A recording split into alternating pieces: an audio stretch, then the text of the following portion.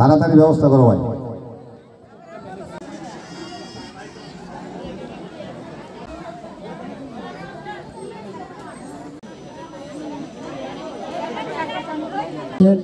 আমার মা ও ভাই এবং চাচা বয়সী এখনই কাজ আরম্ভ হবে। আচ্ছা বাজন ব্যক্তিত্ব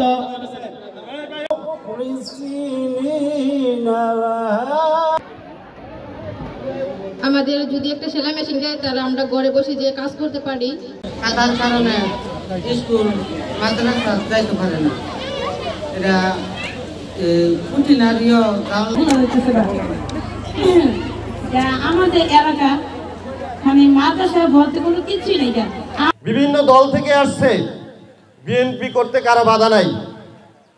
হ্যাঁ, বাধা আছে তাদের জন্য যারা এদেশে লুটপাট করে, সন্ত্রাসী করে, অট্টালিকা করেছে, বিদেশে বাড়ি করেছে, টাকার পাহাড় জমিয়েছে, আর অথচ আমার মা বোনেরা চিকিৎসা নিতে পারে না। একজন বলে গেছেন অর্থের অভাবে চিকিৎসা নিতে পারে না, তার খোঁজ খবর কিন্তু কেউ নেয় নাই। এই রূপগঞ্জে আমি কোনো সাহেব হতে আসি নাই। দীর্ঘদিন 30 বছর এই দল করে বিএনপির রাজনীতির সাথে সম্পৃক্ত। আপনারা দেখেছেন বিভিন্ন সময়ে আমাকে মিথ্যা মামলায়, বিস্ফোরক নামক মামলায় অনেকে অনেক রকম প্রপাগান্ডা চালায়, কিন্তু আপনারা দেখবেন রূপগঞ্জ থানায়, আড়াইহাজার থানায়, ঢাকায় কিলকের থানায় সহ বিভিন্ন থানায় আমাকে মামলা দেওয়া হয়েছে, যে আমার নামে সবগুলো বিস্ফোরক নামক গুজব এবং মিথ্যা মামলা দেওয়া হয়েছিল। এখানে কোনো নেতা কথা বলছে, বক্তব্য দিছে? এখানে আমার মা বোনেরা, ভাইয়েরা বক্তব্য দিচ্ছেন। সব নেতারা বক্তব্য দেয়, এই করবো সেই করবো, চলে যায়, কিন্তু আপনাদের কথা কেউ শুনে না, আপনাদের কাজগুলো কেউ করে না। সেজন্য আমার ব্যতিক্রম ধর্মী একটা প্রোগ্রাম আজকে, সেটা হলো যে আপনাদের সমস্যাগুলো সমাধান করার জন্য আমরা কাজ করব। অতীতে ফ্যাসিস্টরা অনেক অত্যাচার, নির্যাতন, লুটপাট, সন্ত্রাস করেছে, আমরা সেটা ভুলে যাব। আমরা জনগণের পাশে থাকতে চাই, জনগণের কাজ করতে চাই। আমি কিন্তু গণতন্ত্র এবং মানুষের ভোটাধিকার রক্ষার জন্য আন্দোলন সংগ্রামে গিয়েছিলাম। আপনারা কেউ ভোট দিতে পেরেছেন এই 17 বছর? তাহলে আপনারা কেন্দ্রে গিয়ে দেখছেন কি ভোট দিয়ে দিছে না? তাহলে আপনারা কি ভোট দিতে চান না? যদি ভোট দিতে চান, আপনার ভোট আপনি কাকে দিবেন?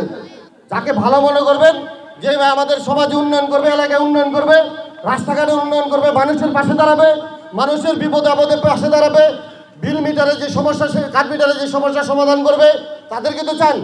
30 লক্ষ শহীদের রক্তের বিনিময়ে এই বাংলাদেশের শহীদ প্রেসিডেন্ট জিয়াউর রহমান স্বাধীনতার ঘোষণা না দিলে বাংলাদেশ নামক মানচিত্রটা থাকতো না, থাকতো?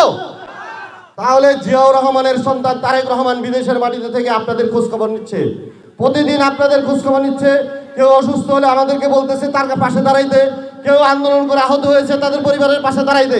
তাহলে কে দাঁড়াইতে বলতেছে? আমাদের প্রিয় নেতা তারেক রহমান। সেই হাজার হাজার মাইল দূর থেকে এই বাংলাদেশের মানুষের আনাচে কানাচে আমাদেরকে পাঠিয়ে খোঁজখবর নেওয়ার জন্য, মানুষের খোঁজখবর নেওয়ার জন্য আমাদেরকে বলতেছে, নির্দেশনা দিতেছে।